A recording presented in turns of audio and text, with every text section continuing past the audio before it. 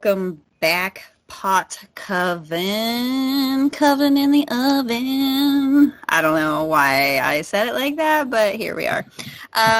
Welcome back to another episode in our magical tools block. We are stoked to be bringing these episodes to you. As always, before we dive in today with Jess, covering the fire elements.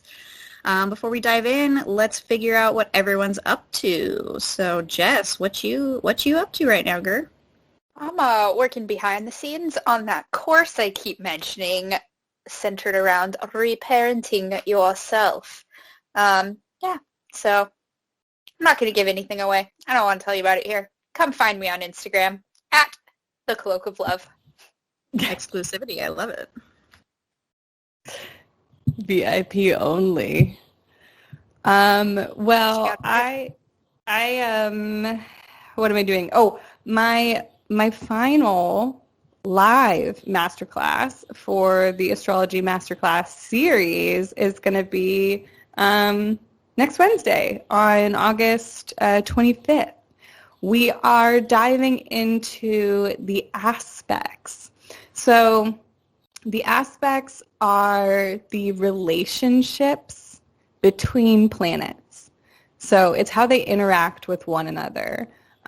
This is such a pivotal and important part of astrology because this is it's like the final pieces just clicking into place. Because even still, sometimes you're like, I don't know, I don't really feel like a Leo sun. And sometimes it's because you realize that Saturn is conjunct your sun or it's square and something else is going on over there. And it's because of the relationships between all your planets. So if you love astrology and you are looking to deepen your practice, this is the final live masterclass in the series. You don't have to be there live, though. I mean, it's going to be fun if you are. The benefit is that you get to ask questions in real time with me.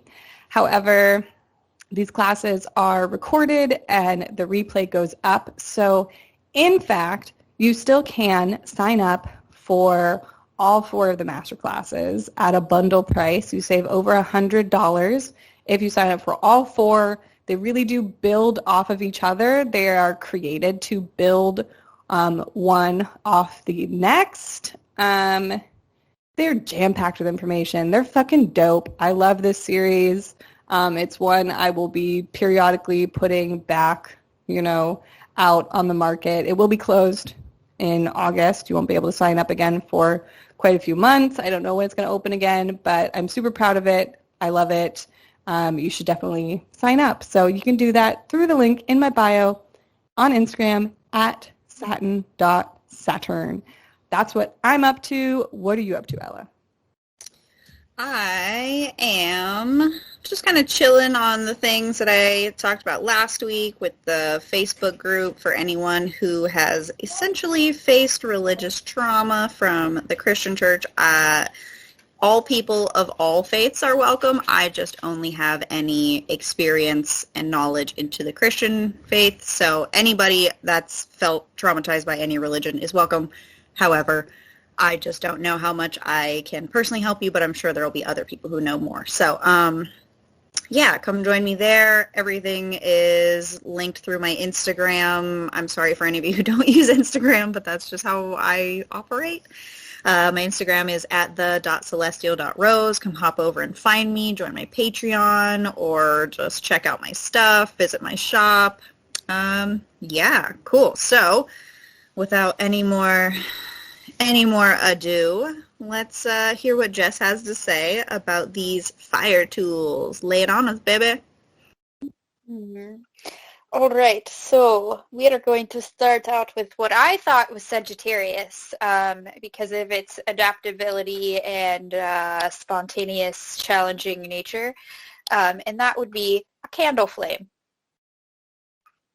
I like it. I'm into it. Yes, that feels very Sagittarius. A candle flame. I love it. All right, so I chose the candle because it's really versatile. You can represent any of your desires through it, even before lighting it and utilizing the flame aspect of the fire. So you can use your candle to draw runes, symbols, and sigils on that are specifically calling in or relating to your desired intention or ritual or spell work, whatever it is that you're doing with your candle. You can utilize color magic, such as red for passion, life force, root chakra work, and love magic, black for protection, clearing, and power, white for illumination, insight, and it also can replace all other colors in spell work. So, and then I associate white with the crown chakra. Purple can be used for divination spells, wealth, creativity, and peace, and I associate that with the third eye. And last color I'm going to give you, because otherwise this is going to be about colors and not candles, right? Green for abundance, renewal, growth, nature, and that is related to the heart chakra. So candles are really good for amplifying and or releasing energy. So you set the intention before you start to work with your candle, and then you light it. Yeah, that's what I was going to say. So you can also dress your candle with any herbs correlating to your spell work, with any oils, anoint them, rub them, make love to them, whatever you need to do.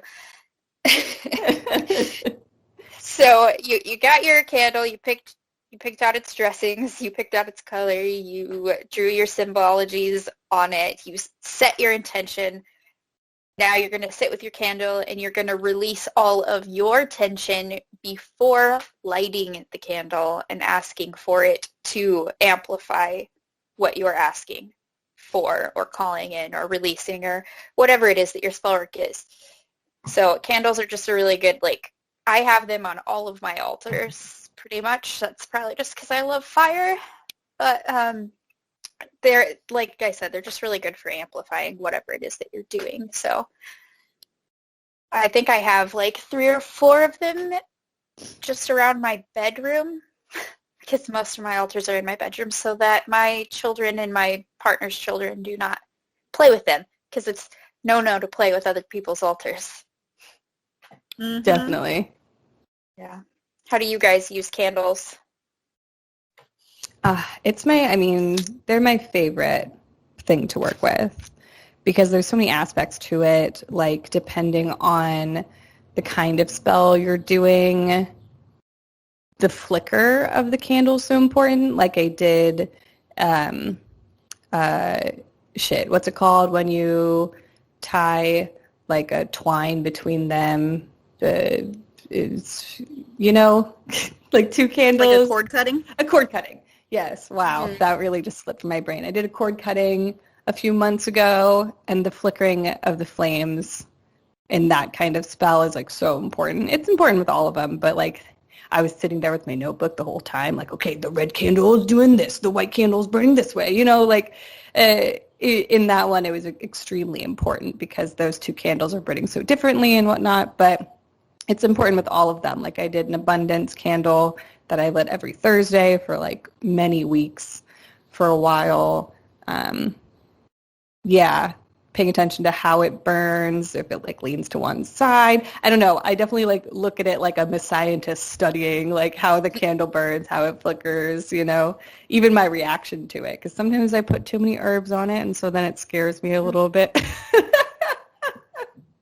Dear diary, candle was super scary with lots of herbs. Yes. But maybe it wasn't too many herbs. Maybe it was the exact right amount of herbs that was intended upon how that spell was supposed to work for you at that moment, because you either were or were not ready for it to.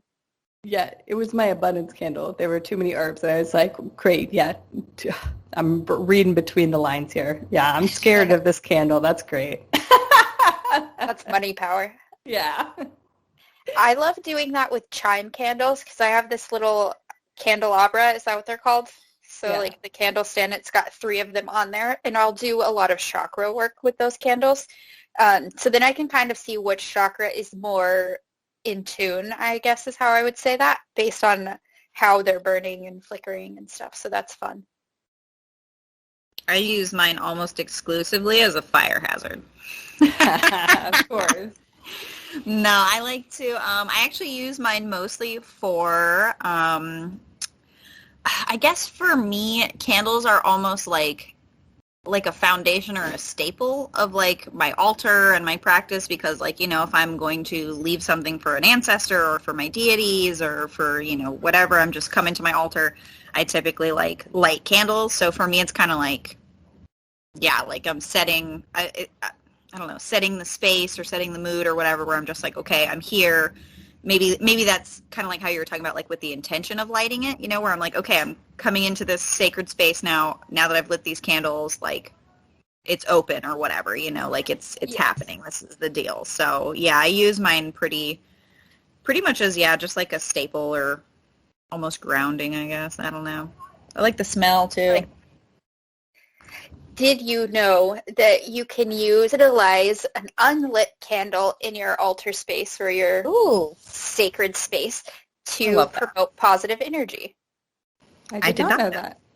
That's cool. A little fun. Okay, so just having the candles there is still a good thing. I think that's cool. A lot of people aren't able to or don't like to burn candles, so I think that's an excellent alternative. And then I think it's still totally utilizing the fire element. And as long as you're cleaning them, you can reuse them. So it's like the gift that keeps on giving. Hell yeah. Yeah. That is good to know. All right. Well, let's move right along to Aries. And I don't know why I didn't start out with Aries, but That's all right. here we go, doing It's all good. things wonky over here. So I picked this for Aries because it is direct, focused, and like head first into action. And what am I talking about? Wands. Yeah, that's good. Mm-hmm. Yep. Oh yeah. Yep. There we go. All right. So a wand can be used to direct and concentrate your own personal energies. They collect, store, direct, and then release energy at a focused point. So that seems very Aryan to me. Ancient healers used to use wand-like tools to help cast out evil spirits from bodies of patients because those spirits were thought to be the cause of the disease or bone break or whatever it was, the ailment. A wand can be made from wood, glass, clay, gemstones, metal, or bone. And in fact, ancient Egyptians used to use a wand made of ivory from a hippo tusk that would have been, so the tusk had to have been split in half, and then they would shape it to kind of look like a boomerang. And then it was carved with real and mythological creatures. And it acted as a protective amulet and was used to repel evil spirits, especially those thought to attack pregnant women and their children. And they would utilize drawing magic circles around the pregnant woman to protect her. So ways that we can use wands are to clear like physical blocks, to direct healing energy. You can use them to align your chakras. You can point the wand at yourself and use it to draw out negative energies. And yeah, I guess that's expelling energy. Yeah. And that's what I have for you on wands.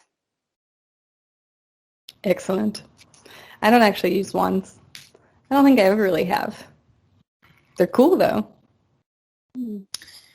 I'm stuck in a perfection cycle with getting a wand. Like I've always wanted one, but I'm so like hell bent on like finding the right wood and the right shape and like just making it like this whole like measuring it from like the forearm to your wrist or to your fingertip or whatever. Like I've got too much bullshit, I think, in my brain. From?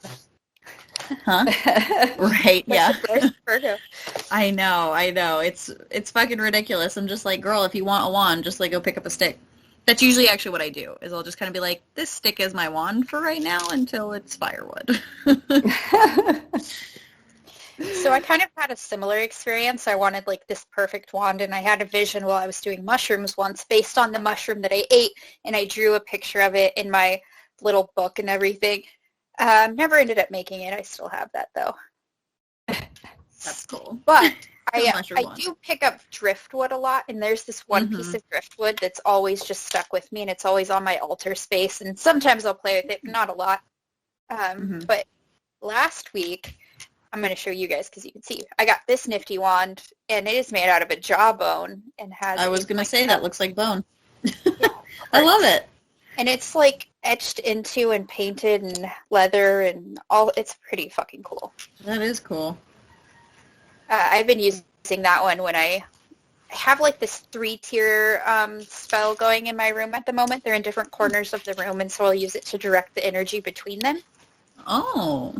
Feels cool. Wow. It's new to me. That reminds me of the video game Portal.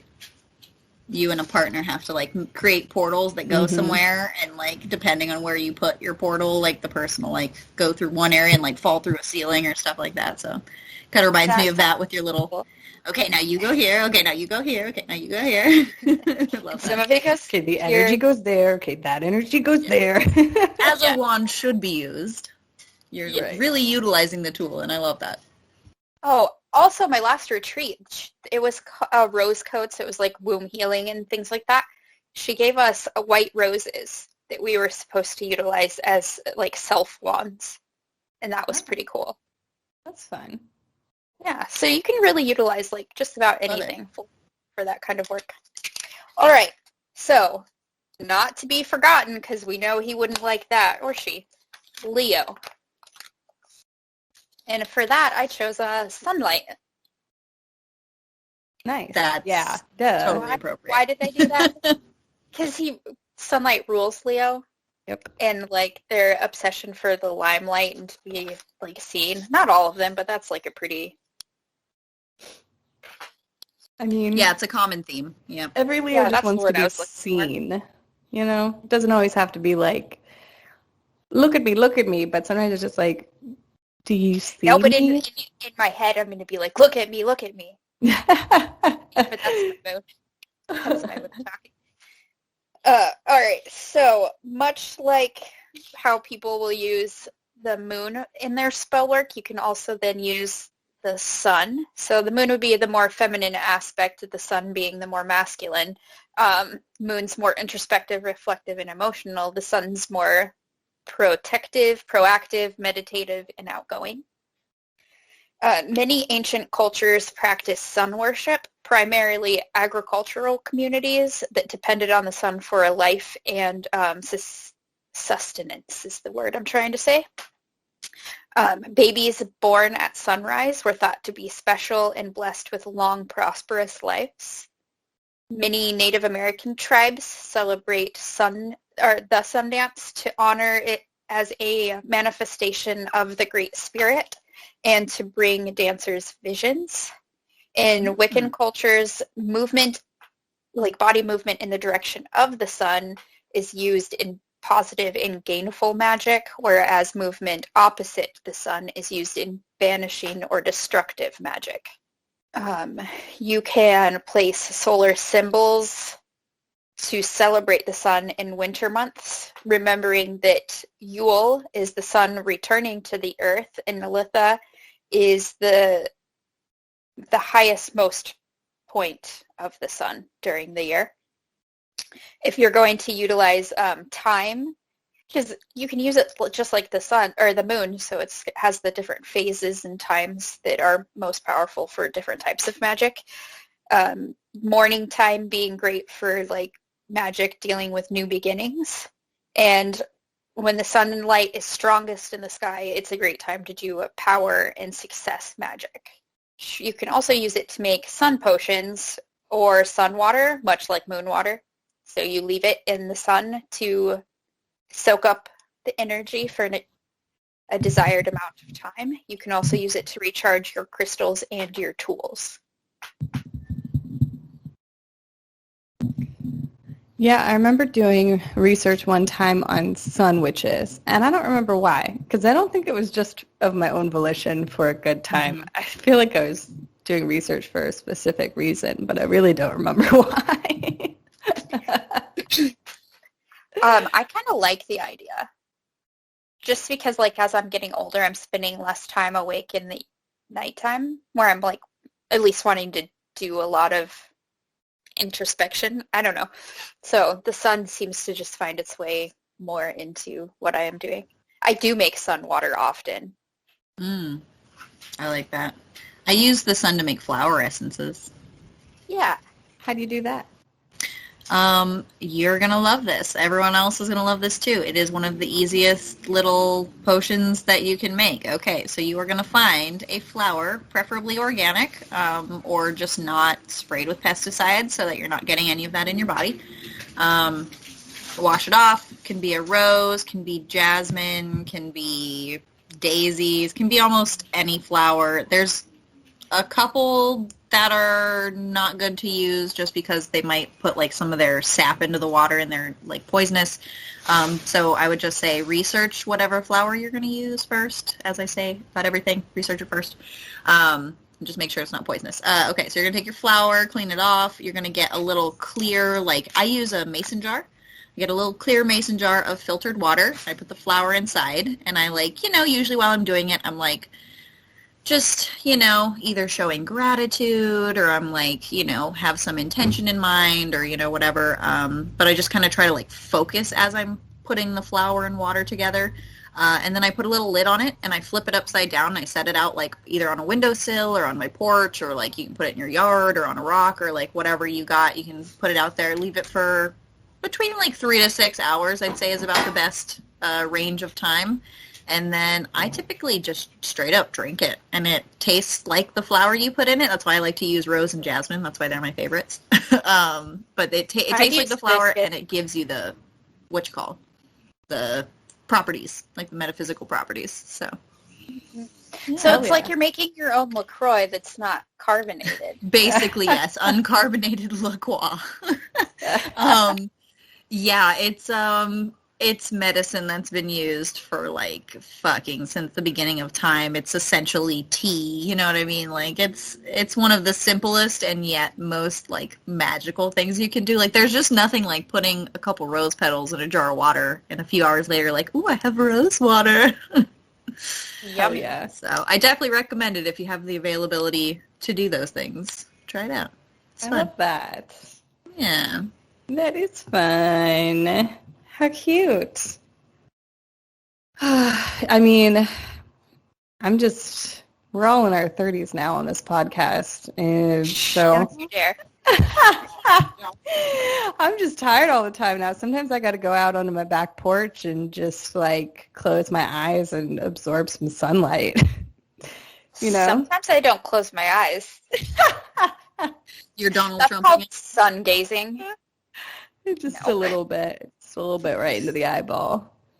And I just look like Ben Affleck, just smoking that cigarette outside his front door. That's just me standing in the sunlight. Same energy. I know exactly what photo you're talking about. Yes. I feel like that's the vibe of most 30-year-olds. Like first thing in the morning, you're just like, all right, gotta survive another day in this capitalistic hell. Bring it on. Just me, my energy drink in hand. Just like, all right, some natural vitamin D, let's go. I mean, sometimes that's just the best way to go. Like I can have some caffeine and it's like, sometimes that just doesn't do it, Like I'm still tired, but I can like feel the effects of caffeine, but it doesn't wake me up actually. I just feel caffeinated, So sometimes vitamin D is just like the best thing, just like straight from the source. Yeah, exactly. Sometimes the drug don't do it. Yeah. Like I love Pepsi, but then every now and then I'll honestly like drink one and just be like, well, now my teeth just hurt from the sugar. Yeah. Like I do not feel awake. Thanks for nothing. All right. Well, is that all your tips, your tools, your tricks, your fire magic you have to share with us today, Jess? For today. All right, guys, you know where to keep up with us. But in case you don't, You can find us on Instagram at Power of Three Podcast. Click the link in our bio for some stuff. But, generally just engage with our posts. We're always sharing what we're up to, what the podcast is up to, witches that we love, memes that we laugh at, things we're grateful for. That's the way to get in touch with us between episodes. And if you have any questions, comments, concerns, donations, anything else, you can email us at powerof3witchpodcast@gmail.com. We will catch you in the astral realm. Bye. Bye. Goodbye.